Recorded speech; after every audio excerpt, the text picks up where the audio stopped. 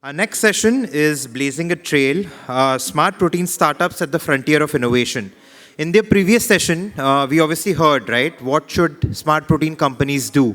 We heard that first generation products are the ones people have been focusing on for so far. There has to be core IP, core innovation, defensible moats, a focus on scalability, focus on price, taste, convenience, as GFI India has been saying. And obviously, to that tune, back in 2018, 2017, when the sector was being formed, we all saw a lot of soy nuggets, tofu, mock meats, for meats. Those were the versions of kind of products that were being made for vegetarians primarily. So the theory of change was not to replicate meat, eggs, and dairy by using innovative science and technology, right? And the sector has come a long way since then. We've been seeing startups now working on fat, protein functionality, texture, nutrition, clean label aspects. People are trying to innovate in marketing, distribution, accessibility, convenience, shelf stability. There are multiple aspects of applying food science and technology principles and moving away from just culinary principles to bringing about these products out in the market to really change the game. That's what a lot of these startups that we are going to see in this session are currently doing. At the same time, there has been great interest in the sector from some of the existing meat companies, right? Like example B that has come up is Licious, which is now entering into alternative meats as well, which is a great news for the sector. So that basically multiple people who understand meat, eggs and dairy very, very well are now working on innovating in alternative proteins, which is what always lifts up the sector. So 2022 has been the year where plant-based foods have really entered the mainstream in India. And some pioneering companies have played an integral part in driving this consumer awareness for the entire category. They've laid the groundwork for smart protein startups, hopefuls everywhere, by daring to experiment at every step of the way. They have laid the groundwork for smart protein startups across innovative new product formats, ambitious distribution targets and strategies, innovative branding and marketing campaigns, and so much more. Thereby, figuring out on how to win in this plant-based foods category or alternative meat category in India, and as well as becoming a household name is something that they are all busy doing.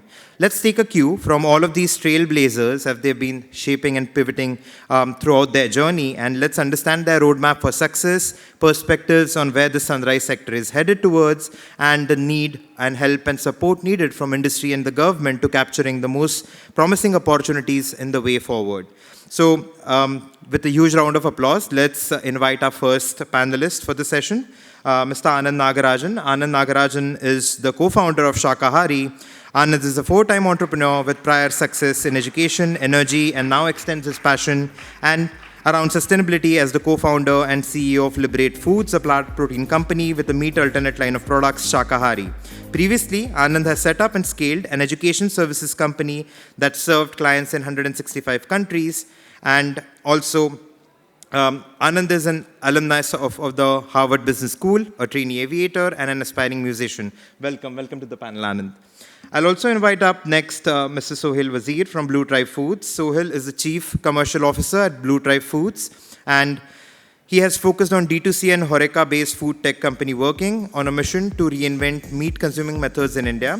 In his current position, Sohail is responsible for leading and scaling the sales, marketing, supply chain, and finance for Blue Tribe Foods, and has over 9 years of experience in traditional trade, brand management, and new age commerce, with a bachelor's at VNIT Nagpur and a marketing management degree from SP Jain. Welcome, Sohail. Our third panelist on this session is Shraddha Bansali from Evo Foods. Shraddha is a co-founder and CEO at Evo Foods. She's using cutting-edge technology and science to create next-generation plant-based substitute for animal products, specifically plant-based eggs. She pursued her BBA at Boston University in 2010, and since then she has been trying to conceptualize a vision where the delicious foods that people crave are made from plants and not animals. Right. Before I invite on the next panelist, a quick announcement. We have our next session starting up, Scientific Forum Roundtable, Training the Next Generation, in the Viceroy Room. So people who are invited to this specific roundtable, please join in. And we'll continue with the session in the main hall. Thank you. Welcome, Shraddha. So our fourth panelist on this panel is Mr. Pratik Ghai from Be Veg Foods. Pratik is the co-founder of Be Veg Foods. Let's have a round of applause for Prateek. Prateek is a businessman turned food entrepreneur with 14 years of experience and extensive background in finance and sale, a plant-based sustainability enthusiast who truly believes in bringing positive change to the world. His aim is to stimulate this movement towards the future of protein, healthy and clean eating, with the production of sustainable plant-based protein products for the globe. Be-Veg Foods is an innovation-driven food company manufacturing plant-based meat products. Next up, we have Mr. Gaurav Sharma from Greenest. Gaurav Sharma is the founder at Greenest and is a qualified. Let's have a round of applause for Greenest. And Gaurav is one of the youngest CAs in India in 2011 and started his career at KPMG. And then he felt a drive to align himself with meaningful work, which is why he urged to get off animals off the plates and basically replace them with plant-based sources. He believes that 15 minutes of palate pleasure are not important than an entire life, which is why he started Greenest. And his team is on a serious mission to get smarter protein on Indian plates. Greenest wants to play a pivotal role in defining and driving the smart protein movement in India as they understand what's going into making a consumer's meat experience great, and then they work on recreating those experiences back in their headquarters and getting those products out in the market. Last but not the least, we also have Simran Bhasin from Licious, who's the business head of alternative protein at Licious on this panel. Let's have a round of applause for Simran. She graduated from the prestigious LSR College in New Delhi and majored in marketing during her post-graduation studies from TAPI Management Institute, Manipal. In 2001, she developed a passion for building brands during her 13 years with the Tata Group watch major Titan. And to moderate this session, I'll invite our Innovation Associate at GFI India, Devika Suresh. And we hope that this session is as insightful as the entrepreneurs have a ton of experience building smart protein companies and you enjoy this. Devika, on to you. Thanks, Shardul. Thanks, everyone on the panel. I think the panelists today, the brands that they represent, need no introduction, especially on the Essential Summit on Smart Protein. But just to set the context for the audience today, let's have a quick round of questions about your company's origins, and then we'll get into more meatier, juicier topics, pun very much intended. Sohail, let's start with you. Blue Drive Foods launched at a point where there weren't many products in the market. So over the past 2 years of seeing so much momentum in the market, how do you think the company's vision has really evolved? So I think in terms of vision, we've been fairly straightforward right from the start. We want to replace animals from the food supply chain in the next 25 years. I don't think that vision has wavered. Obviously, the way that we've been executing that is going to evolve and change as and when the category evolves, right? When we started off, it was basically just our first foot in the door in this market. We started off with our first couple of products. What we realized that obviously in India, meat is not consumed in one way. I can't launch a burger patty and expect 20% of the market to basically go for that, right? There's multiple use cases. Every 100 kilometers, the way that people are cooking meat changes. So you've got to have more versatile products out there in the market, which is where Blue Tribe wants to kind of focus on, in the future, to get products out there which answer to more use cases for the consumers, and and are as versatile as the alternative that we're competing against. Thanks, Sohail. Coming to Anand, could you tell us a little bit more about Shakahari's origins and whether you were looking to plug into a specific niche within the plant-based meat sector? Not really. I think this is I'm a born and raised vegetarian, so in my earlier business, I've traveled around the world, found it quite difficult in many parts of the world to go in and ask. You said vegetarian back in early 2000s. In parts of the United States, they also look at you like you're outside. You've come from some other planet. And most traditionally, they'll be like, okay, why didn't you just remove the chicken piece and have the rest of it? They don't understand the concept of that. But I think in Southeast Asia, we've seen this for a while already. You've seen, the mock meat market, the earlier version 1 of it. And I thought there was always something that we could lift and shift coming into the Indian cuisine and the Indian market. And we've had a sustainability platform, so it was scored to us. And I think it's the part that moves the needle the most. Right? We've done it in energy in our group, and now we're doing this in food because I think we can impact it 3 times a day. And so we're super passionate about the ability to run a sustainability agenda on it, and doing it in food is fun. Thanks for that, Anand. Gaurav, coming to you, Greenest has really scaled since you started across the country and even beyond, and we'll get to that in a moment. Could you tell us a little more about your journey and what's been working well for you? Thank you. The journey's been full of passion more than anything else. I remember 15 years back when I used to eat meat. I used to go to Habitat Center, Ethiopia restaurant, used to eat butter chicken every weekend. That's how delicious I used to find meat. And then through a very non-dramatic sudden epiphany when I left it, it struck me so hard that I just couldn't hold myself back. So at Greenest, this is about creating real value rather than chasing valuations. I'm sorry if I'll ruffle feathers with some of the investors here. But the idea basically is to bring ethos to the front, get animals off the plate, because it's been a very, very long time that we've been getting protein on the plate, which is, we've been using very outdated technology to do that. Now, at Greenest, what's really been working for us is the differentiation that we've created in the product from day one. I remember, 4 years back, as part of our product R&D strategy, we actually ended up developing the burger patty and the nugget first, but when we launched with the kebabs and the keema. So the idea has always been to get a differentiated product which appeals, which has a unique proposition and appeals to the consumer.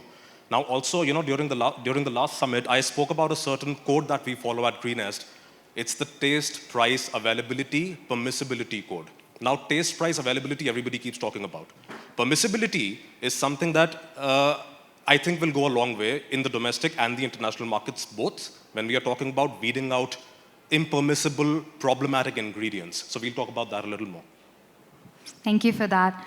Shraddha, coming to you, plant-based eggs is still quite unexplored in India. What made Evo want to plug into that segment when you launched?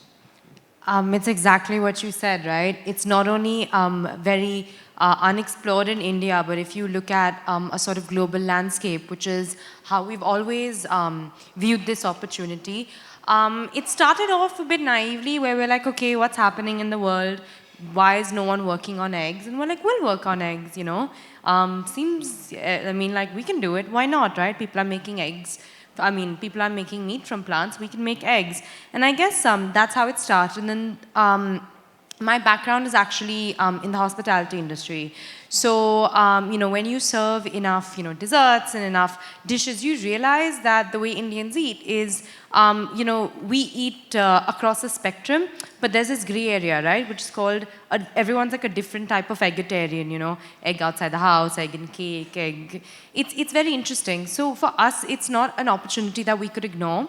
And then the way we joke about it, right, in our company is we say eggs are sort of like the gateway drug to eating alt protein, because I think getting an Indian consumer to eat eggs is much easier because it's something that's not seen as offensive in any way, right? Because people are doing it in different degrees, with a lot less guilt. So for us, those are some of the many reasons, which is why we decided that eggs were the way to go. Thanks for that, Shraddha. Coming to you, Prateek, BVeg is really plugging into a specific bottleneck that the whole industry is facing, which is infrastructure. So was this the vision from the start to lend co-manufacturing support to startups in the space, or did it evolve over time? Well, I would just go back around 3 years back when we started the whole journey, thinking that where would be the right point for us to value add within the industry and so on. And one thing very clearly came out that there aren't much players who can really help you out to develop the right product and help you ease out to go to the market strategies and so on. And secondly, there are not right manufacturing facilities to be able to do that. Now, combining that with the backgrounds that we are coming from, we're already coming from a manufacturing background whereby we help companies to grow further and faster. Keeping that was a very simple, easy task for us to see that, okay, this is where we would need to value add, and how can we value add? So based on that, we thought that, okay, which kind of, new novel technologies that we can bring in, and how can we do that? So I think in the past couple of years as our journey, we have been able to, help out certain of the companies to be able to go to the market with a better product, and also keeping that in mind that somebody has to do the dirty job. Somebody has to manufacture, right? And somebody has to bring that price point. And for us, we are also an innovation-driven company, so we keep on striving to bring down that pricing cost. Thanks to BVEG for that. Simran, coming to you, we have caught you at a very exciting time with Licious having launched Uncrave just earlier this week. While we are super excited to see meat companies diversify their offerings in a very plant-forward direction, I'm sure our audience would be super curious to know how Licious sees aligning with the space and what prompted that decision. Thanks for that. I think, a little over 2 years ago when we first started discussing this space internally, one of the first things I realized that, yes, there is an opportunity in India, but I believe it's going to be a very different narrative from the global narrative. On the Western plate, the dinner plate has 70% meat, right? In India, it's very different. Our plates have not more than 15% meat, right? There's such a wide variety of food across the spectrum that the average vegetarian is very, very happy with food and with protein sources over here. So keeping that as the backdrop, we realized that there has to be a different way that we approach India because there isn't as much of a push in a large mass of the population, right? Whatever's there is growing very fast, but it's still a relatively smaller base. On the other side, if you look around all of us, even the average meat eater, right, refrains from eating meat. 81% of us refrain from eating meat every single day for some reason or the other, right? And I think we realized that whether it was across the company or when we looked outside at our consumers.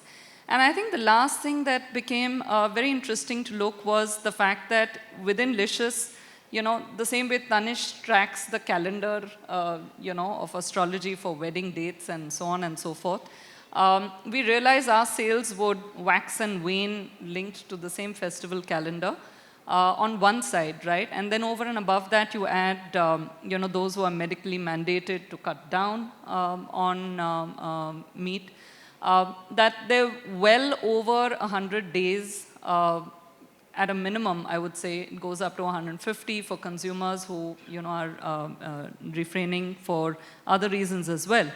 And that really became the opportunity that we saw was relevant for us.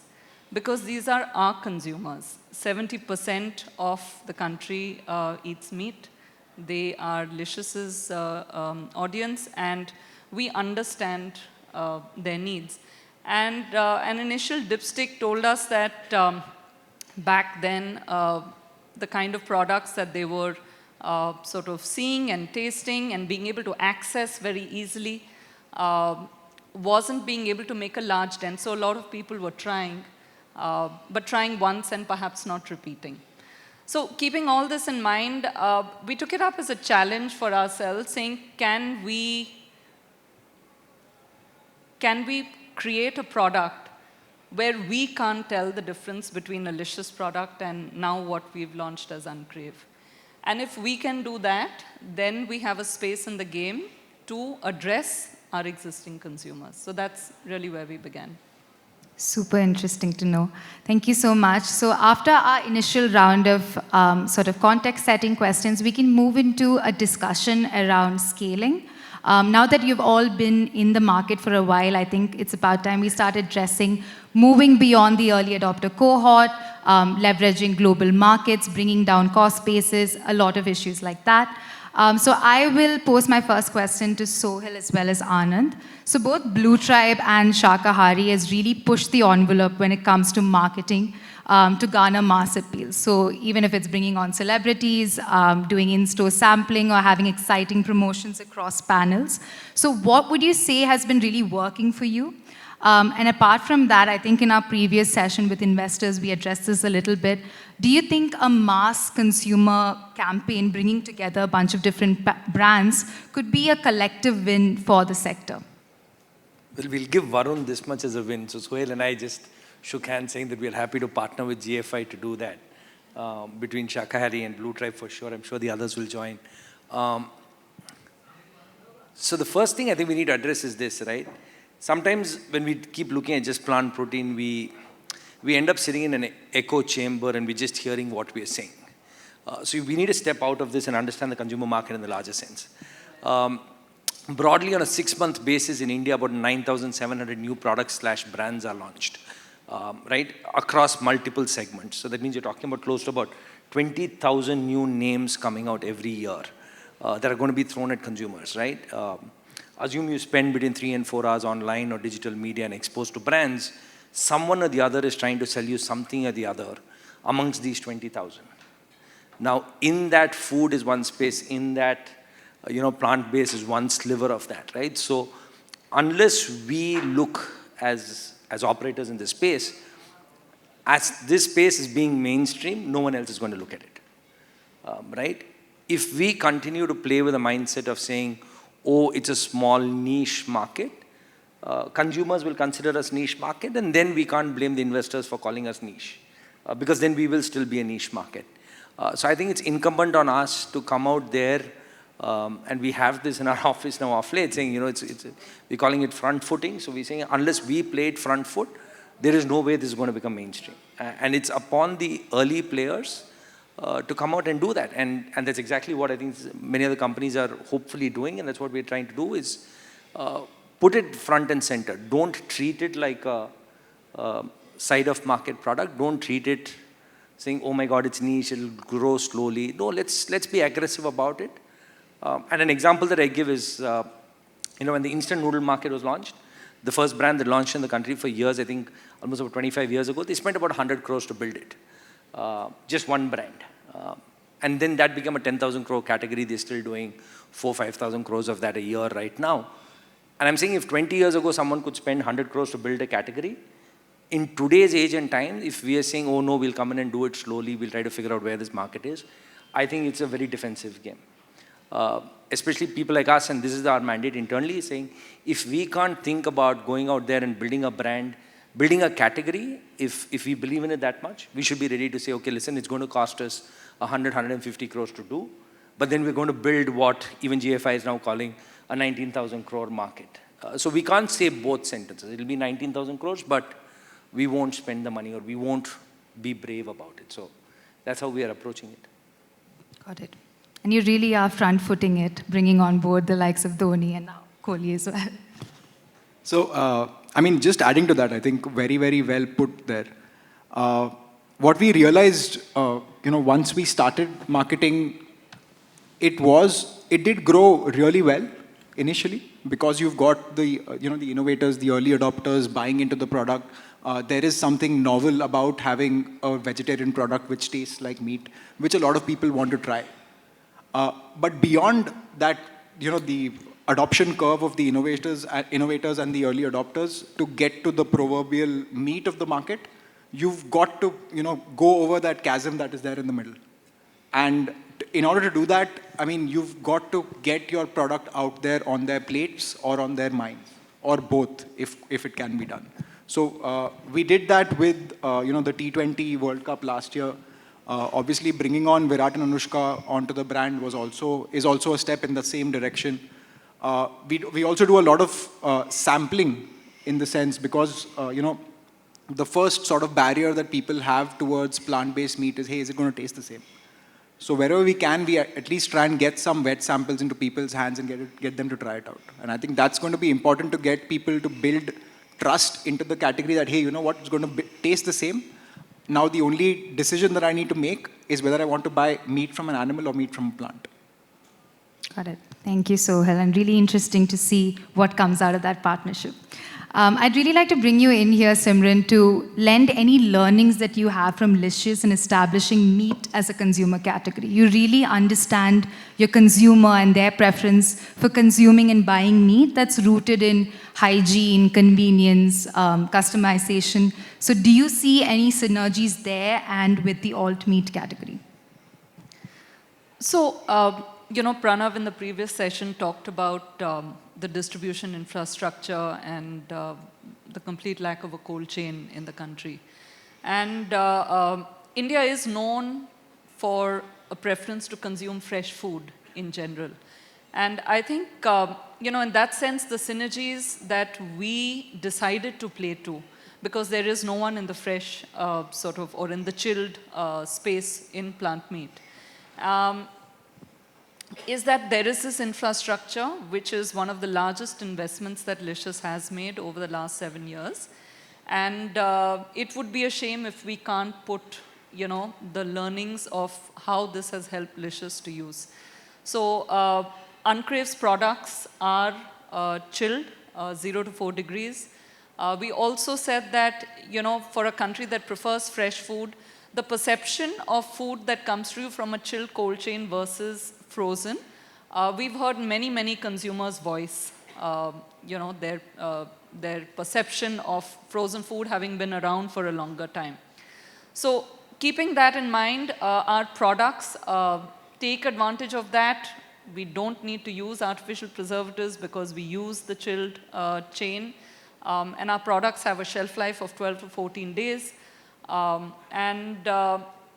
That's gone into, ride on the back of a consumer that's got used to food delivery that is fresh, right?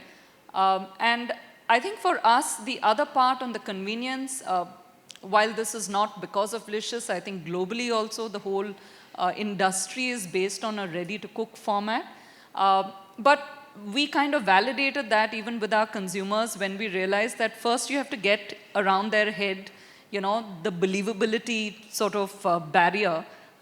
You speak to the consumer and you ask them whether you've heard about plant-based meat and they don't know what you're talking about. Then you explain and they say, how is it even possible? Once they get around to that saying, okay, if you think it's possible and if you're telling me it look like, cook like meat, how do I cook it? I don't know what to do with it, right? So the ready-to-cook sort of format became obvious as to why globally, that was also sort of working from an ingredient point of view. So our products are also in the ready-to-cook format like everybody else. I think the last part in terms of consumer understanding was we have all this data of 2.5 million consumers that we serve in terms of what products work. And there were so many exciting products for us to try. At one point, we were sort of playing around with the idea of 15 to 20 different products. And then finally we said, look, there is no way we're going to be able to sort of get all of these products out. One of our biggest learnings has been the industrialization challenge. So where we decided to narrow focus ourselves were what are the top selling ready-to-cook products within the Licious range, right? And it started with the kebabs, and that's why we focused ourselves saying, let's just benchmark against that. Can we create a product where it's relatively indistinguishable? And when we reached a stage where Licians were telling us internally that, look, this is better than the actual Licious kebab, then we knew we were ready to launch. Thank you so much for that. It's really great how you can really put the data that you have from your consumer base into action, into a completely new line. Moving on to you, Shraddha, when we speak of the mass market, like you mentioned before, eggs are widely consumed across India and has deep penetration across the income pyramid. So while this is huge promise for mass appeal for plant-based eggs, it's also a challenge to achieve price parity, especially in a market that's so price sensitive like India. So could you speak to the work that EVO is doing to localize the supply chain, bring down cost basis, and reduce dependence on imports as well? Definitely. If you look at the price of an egg, it's 7 rupees an egg. It's one of the cheapest sources of protein, not just in India, worldwide, right? One of the main reasons a lot of people don't touch eggs or don't get into the egg industry is because not only is it a cheap source of protein, it's also very versatile, right? It's not just making one type of product. They use it for binding, to eat it just as is, multiple baking, what have you not, right? So eggs are used in many different formats. So I think when it comes to catering to a mass market, it's and setting up the supply chain, I think if we wanted, so right now because it's refrigerated and the cold chain network is not that well developed, especially in like smaller cities in India, we're sticking to Mumbai, Delhi, Bangalore, and we're actually entering through the Horeca industry, which is a very high volume game, which has been working for us quite well actually. In Mumbai, we've launched like 1.5, 2 months ago now. And we're launching with some of the biggest players. So we're launching with a lot of 80s brands. So we're launching in Olive, Soda Bottle, Monkey Bar, a bunch of these places, right? China Garden, Flamboyant, like a bunch of really cool places. So I think just to start with, until we can make the product shelf stable, in which case it doesn't require refrigeration, we're focusing on Horeca as a channel to make the product reach a much larger mass, and sort of piggybacking off the acceptance that these chefs and restaurants bring themselves. So I think that's something that's worked fantastically for us in terms of really putting this out there. We also have to be very understanding of the fact that our product is priced to premium compared to a regular egg, right? Even though it is quite affordable in the plant-based industry, we're priced at $250, which is not that expensive actually, for 300 grams of the product. Even though that's the case, because eggs are seen as something that should be priced around 7 rupees, it's very important for us to also meet the customer at the place that they're willing to purchase a product. So putting this in a lot of clubs, right, like the National Sports Club or Willingdon now, where people can purchase a plate if they're members for like 85 rupees, it helps. So those are the ways that we're doing, we're approaching the market to make sure that it's more, it's distributed better, but also accessible. Thank you so much for that, Shraddha. Gaurav, coming to you, the last month has been a really exciting one for you as well, with Greenest exporting India's first dedicated plant-based meat shipment to the US. So how do you see these two separate opportunities for Greenest, the global one as well as the domestic one, evolving simultaneously? First off, we were very excited about exporting this, and this is the first of many. So we are going to export to 2 more countries. That's also going to be the first from India. And APIDA helped us a lot. I remember when we were exhibiting at AHAR earlier this year, the chairman of APIDA, Dr. Angamuthu, he came at our counter, tried some of the products, tried them again, took them himself, and he said, listen, more than anything else, you're talking about a lot of concept, which I understand is futuristic and great. He says the products are nice. He says, and I feel that they are going to win on merit in the international market, so we will try and facilitate and help you as much as we can, and they did. So that is something that was very exciting for us. And other than that, I think this was the first time that the union government also stepped in and started talking about it. I remember, I follow Mr. Piyush Goyal's LinkedIn page, and I was just scrolling down one of those days, and I just found out this news piece that he's posted from his profile, checked his Twitter, he did the same, and I felt that, now we are talking. As an ecosystem, now the major influencers of the country have started talking about this, and that means something. So that was one. From a consumer angle, I feel there are some points of commonalities between all consumers worldwide, domestic and export. Well, one of the major ones is that the consumers is nobody's fool. They, if we talk about Western countries like US, Europe, etc., the scheme of trials of plant-based meats is a little more evolved. They've tried more products on the market.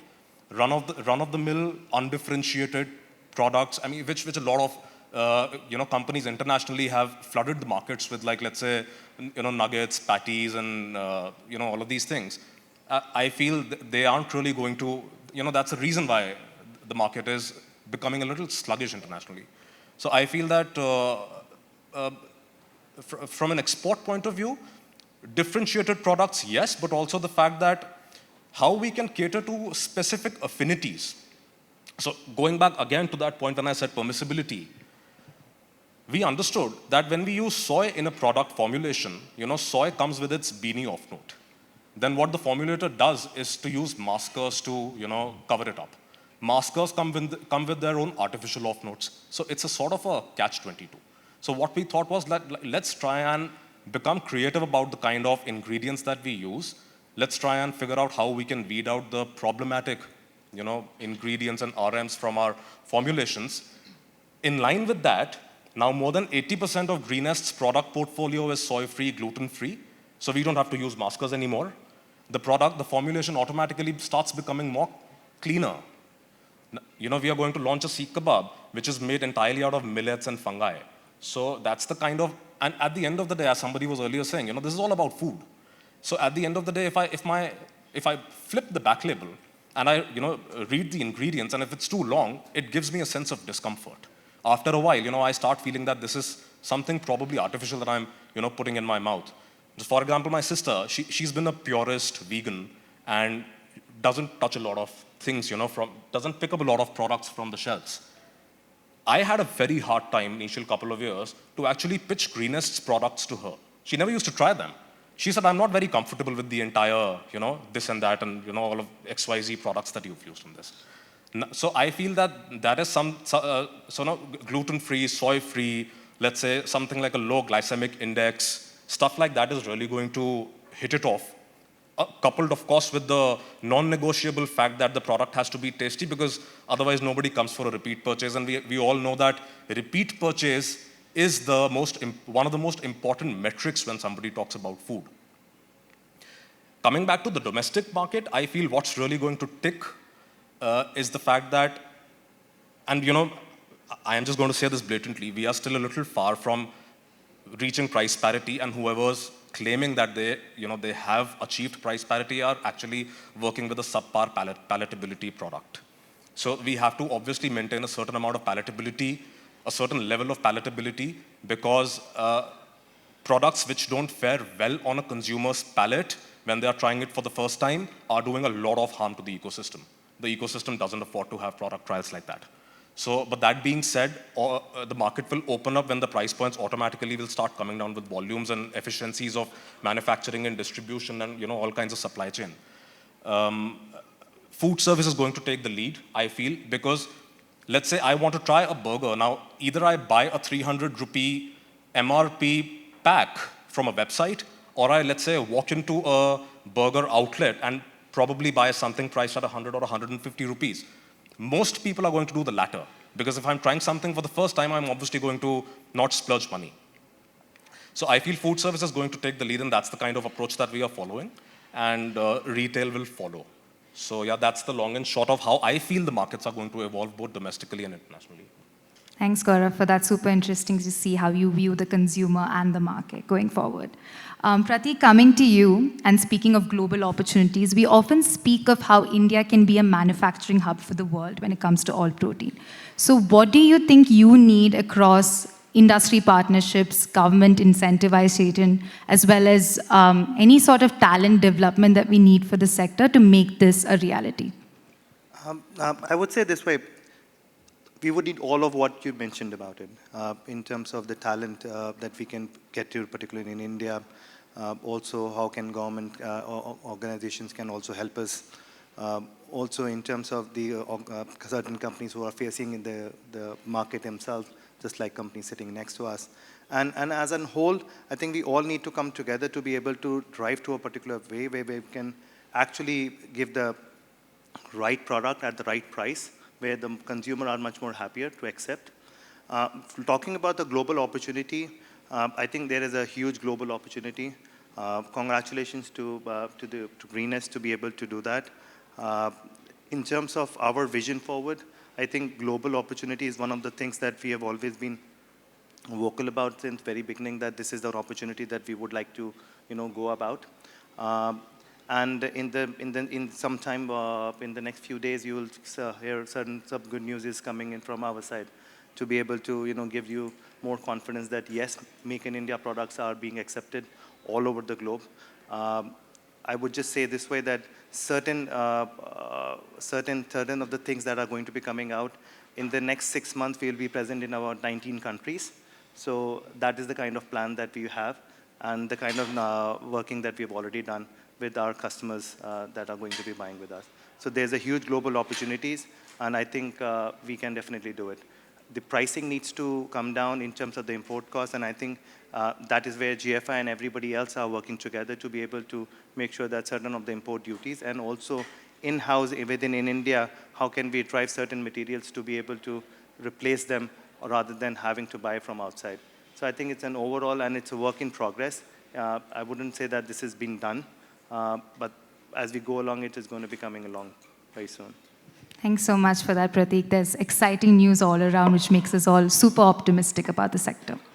So all of you have had products in the market for a while now, so we'd just like to understand from you, and we've spoken to this a little bit, what you think the consumer wants to see next, and what are the trends that you've mapped so far. So I'll come to Anand with this question. When we talk about trends, we can't not address the global slowdown that we have seen in plant-based meat sales in 2022. Shakahari recently raised a round, so I'm sure you've addressed this question with investors a lot. And we've discussed this internally as well in terms of how the sector still has a long way to go. But just for the audience, if you'd like to just speak to how you see the Indian market developing differently from other ecosystems. So we need to understand a couple of, first up, again, we step out of the echo chamber, you look at what's happened in global markets. Tech companies crashed 30-40%. So we can't rule out the internet and say, oh my God, it's all dead and gone, right? There will be blips. It's not going to be a straight line to the top. There will be corrections, and corrections are healthy, and it's perfectly okay for corrections to come in. What we also understand is that this sector has, a lot of news coming on both sides. Right? I mean, on one side, there's the people, they'll be telling what's good about it. And then there is another side that's going to tell you exactly what's bad about it. Right? There is an incumbent industry that basically does not want this to survive. So that means they're going to come out with every little trip and fall that happens is going to get blown out of proportion in terms of saying, oh my God, it's the end of the world. Right? Fundamentally, the kind of investors that who are going to come here are ones who believe that, okay, listen, this is how any sector gets built. I've been in the energy sector, we've seen it in the EV sector. You see any sector, it goes through corrections, right? I mean, your largest tech companies today were born just before the dot-com burst. Right? Now, it's very easy to have just written them off during the dot-com and said, oh my God, the internet's gone. But companies that find purposes in those dips are the ones that should survive. And capital will chase those kind of companies, which is the kind of efficiency that it requires. I think there's a lot of noise being made about, 1 or 2 quarters or some stock price correction. I think it's a marathon, it's not a sprint. And the kind of investors that we bring in at this stage have a 7, 8, 10-year horizon at least. We're not going month on month, quarter on quarter and saying, oh my God, okay, 2 quarters you had something gone and immediately we need a valuation correction. That's not an early stage investor. That's not even a venture capital investor. Early stage VCs are going to understand that there is, if there's something systemically wrong with the company, hammer them, beat them. But then if it's a sector, it'll take time to build. Thanks so much for that. Prateek, we would just like to understand from you, just in terms of where companies are going in terms of product innovation as a co-manufacturer, are you seeing more brands kind of invest heavily in R&D and innovation instead of rushing to market with products which might not compare in terms of taste? Are you seeing more iterations, more product formulations happening? Well, I would definitely agree with what you said. There has been a stagnancy in terms of the products that have been out there right now, be it kebabs or things like that, burger patties. I think the innovation, the next level of growth of the particular market now, it's going to be driven purely and purely by the innovation work that we bring onto the table. And I think we as a company, we are more than happy to help people to do that innovation. With the HMEs and so on, as Gaurav mentioned about the number of ingredients, we have been able to create products which is about just 4 ingredients. That includes water. So just about 3 ingredients, we've been able to do that. So then that shows that the level of innovation that we are wanting to do, and not everybody has its access, and that's where we are wanting to give you access to people to, to come in and let us help you to do that. So we are happy, we see that a newer level of growth is going to happen just by the purely innovation, and yeah, we are happy to work. Thanks so much, Prateek. Aligned on thinking that innovation really is leading the way here. Coming to you, Simran, we know that Licious takes a consumer-focused approach in everything that you do. And the consumer for you is the meat eater. So you've made a decision to include ghee in your first foray into the sector. Could you speak to how this made sense for your 2 million plus meat-eating consumer base? And if at all you're rethinking the plant-based terminology here? And if you could also speak to what's next for the Uncrave product line. So, Devika, one of the things I mentioned earlier was how for a certain period of the year, and this moves across communities, consumers abstain from eating meat, right? Whether it's Tuesdays in the north or Saturdays in some communities in the south.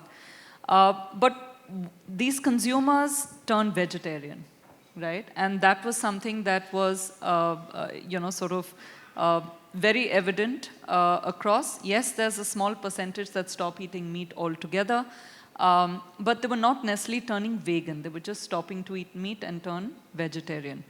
Now, for us coming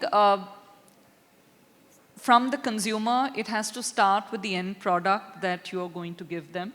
And taste is paramount. I think, all of us have referred to it over here. If it doesn't taste good, you can have every other attribute that works for us. You'll have consumer trials, but you won't have repeat. So the first two products that we've launched are products that in their real avatars use ghee, and the taste gets imparted from that as well. So that was a conscious decision to take those two products to the market with ghee and butter.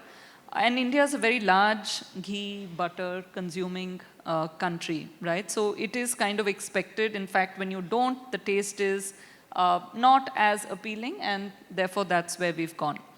But having said that, there are some products that don't use ghee, right? And those will automatically become vegan products. So we're not restricting ourselves to anything. It all depends on the kind of product. If, for example, tomorrow we launch, let's say a stew, a Kerala stew, that will not have ghee, right? So it all depends on the product that we choose to put out there. You did make a reference to the terminology that we've used. I think one of the things that Varun and I have been discussing over the last couple of days is that, the term plant-based is still evolving. The word vegan is very, very clear in everybody's understanding across the world. But plant-based has multiple connotations. I'm even seeing products that have been using plant-based ingredients over the last couple of decades, suddenly starting to use the term plant-based because that's become something that people are looking for to be able to draw inference from. So it is an evolving space. I think for us to ensure that we are clearly telling the consumer, even if it is as specifically as saying our proteins are plant-based, right, is something that we will evolve and improve.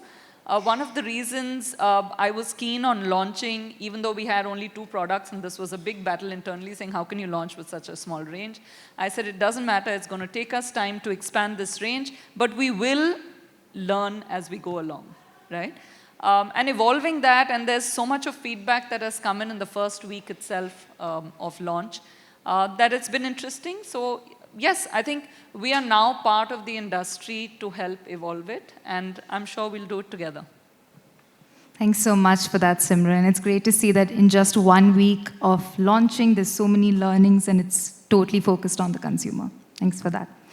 I'm going to take my next question to Sohail as well as Gaurav, and we touched a little bit upon this, Gaurav, in your earlier question. According to you, what do you think plant-based meat consumers want to see next? And let's also address moving away from certain snacking segments and the rising concern over products being processed. And that's something Gaurav spoke to earlier as well. So we'd love to hear your thoughts, Sohail. So any segment or any category as it evolves, right, there is a large part of the bucket which is basically the base product. And then you've got, as it evolves, you've got niches which evolve out of it. For example, let me take the soft drinks category, right? You had Coke and Pepsi, and now you've got sugar-free. Now you've got something which has no added sugar or no added, or is made with dates and stuff like that. I believe that the plant-based meat category is going to evolve like that. There will be niches that will come out for, say, clean label plant-based, or plant-based with, say, fortified vitamins, or something that might be added, which you might not be getting in a plant-based diet or a predominantly plant-based diet. So there will be niches that will be coming out. For any company which is in the space, I think it's important to figure out which of those niches make sense, not just from a purpose point of view, but also from a monetary point of view, and then try and address those. I think the quickest one that we can see coming up in the next couple of years is whether you want to go from a ready-to-cook to a slightly more ready-to-eat or a fresh sort of category, which is where Licious is now coming in. But yeah, I mean, the evolution, it's still very, very early days for the category. I think we're still getting the product mix right, but there will be opportunities for innovation coming up very, very soon. Thanks so much for that, Sohail. I come to Gaurav with the same question, since you did speak about permissibility quite a bit and how the focus is there. So what kind of product innovation has really led to you being able to do this at Greenest? So we've been studying consumption occasions of consumers very closely. And well, rightly said, there are a lot of snacking, products in the snacking segment as of now when we talk about plant-based alternatives. There are very few products which are targeting meals, but that's obviously also pretty important.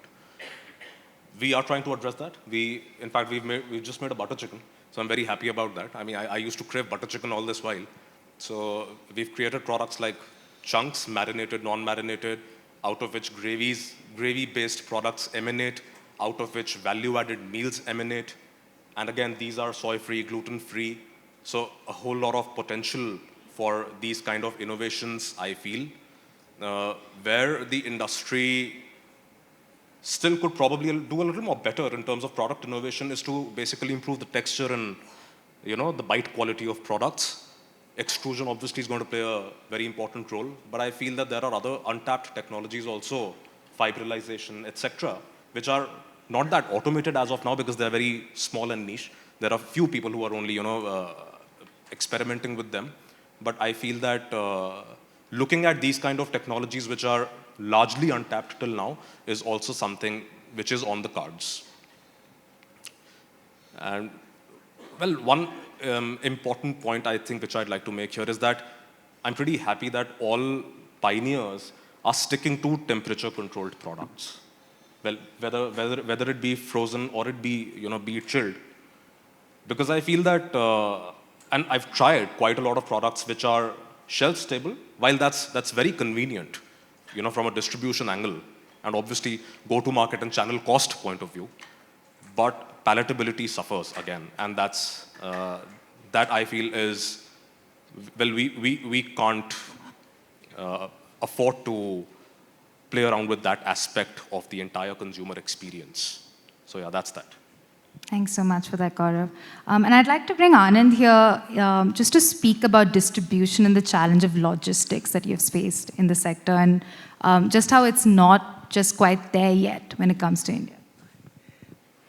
So my view on distribution and these challenges are, someone else asked me that earlier today, and it's a question that comes up a lot. If it's broken for everybody, it's an even playing ground, except for Licious. Right? Because, I mean, obviously they built, but that's the strategy that they took, right? They said, okay, we're going to go build, and that's going to be their defensible moat in their business. But for everybody else, it's broken. It's equally broken for everybody else. So I don't see that as being a disadvantage. We're spending 500 rupees more on distribution. That would have been larger than sales. It's tapered down. 2 quarters, it's tapered down. So those are inefficiencies that we understand are acceptable inefficiencies till you scale. Minor issues. We don't want to focus on them right now. Makes sense. And it really seems like there is a collective ask that can be made here. So do you think there's any sort of meaningful partnership that could help out here, even with brands, with value chain players? There is, see, we can look at consolidation, right? I mean, and that's not just for plant-based. You can look at consolidation across multiple part load shipments for frozen, for example. Right, is not a concept. I mean, you'd have that for shelf steady, you don't have that for frozen. There could be newer startups. There was someone who was pitching in the other room that they do consolidation for fresh food and frozen in Mumbai alone. There will be companies that will come up and start addressing. But honestly, for me, if we are thinking of scale, I'm not thinking of being a part load shipping company for more than 2-3 quarters. I mean, if I'm thinking long term, saying, oh my God, I can't ship a full truck to a location, I don't think we are front footing it in that way. So it's a transient problem. I believe companies like us will grow out of it. But everyone needs to go through that pain point. Got it. Thank you. Just to round out that conversation around health that we were having earlier, I'm going to come to you, Shraddha. Our research, and I'm sure yours, suggests that when it comes to trialing and consuming plant-based egg, the key driver is health, which is quite interesting as compared to plant-based meat, where the focus is almost always taste. So how are you really plugging into that health narrative and focusing on providing the complete nutrient profile that eggs offer, and not just the protein? So it's not just something we talk about, it's something we take very seriously. So Evo was conceptualized in 2019 and we just launched a month and a half ago. And the reason we took so much time was to really thoroughly do the right kind of research and development that that a product like this needs, right? To be able to say, hey, where we give you all the benefits of the egg without any of the bad stuff, right? So try a plant-based egg. So it's not just about matching the protein profile, right? It's about seeing, well, how many of the amino acid profiles can we match? How digestible is it? How light is it on the stomach, right? Because when someone eats eggs, it's not a one-off consumption. It's something that they eat every single day. It's not a snack. It's, a lot of people see eggs as a lifestyle, right? They eat them every day after the gym or, in the morning for breakfast. So if that's something that we were looking to replace, even for a small segment, we had to make sure that taste is not the only thing we focused on. Obviously, that's very important. But also focus on the entire consumer experience of before they eat it and even after, right? They need to feel good the next day. So, so that was a bit about how we came up and we developed the product. But when it comes to communicating it with the customer, our messaging is really, really simple. It's we give you all the benefits of the egg without any of the bad stuff, right? So all the protein and none of the cholesterol, none of the antibiotics, no hormones, no cruelty, so none of that stuff. And then we also, went down the fortification route. So our products are very high in calcium. So it's got 450 grams of calcium, which is pretty high. So that's something that works out for us as well, because people have milk in the morning as well, sometimes, for calcium and protein. So this is a great replacement for that as well. So it's a really cool conversation that we have on, across our different marketing angles. So yeah, that's how we talk about it. And as it is right now, there's a huge hue and cry when it comes to cholesterol. People are very quick to point out that Shraddha, cholesterol is not bad. I'm not saying it's bad. I'm just saying if you're going to eat 4-5 eggs every single day, you might want to watch your cholesterol intake. And that's how, and that's how we talk to the customer. We don't preach. We're not like, oh, we're better than your eggs, because I don't think a lot of people have issues with their current eggs. They're just looking for something that's better. And that's the sort of conversation we have with them. Thanks so much for that, Shraddha. I think that brings us to the end of our session. Thank you so much to all our panelists for being super candid, very enjoyable, and I'm sure this has left our audience feeling super optimistic about the sector. So thank you once again.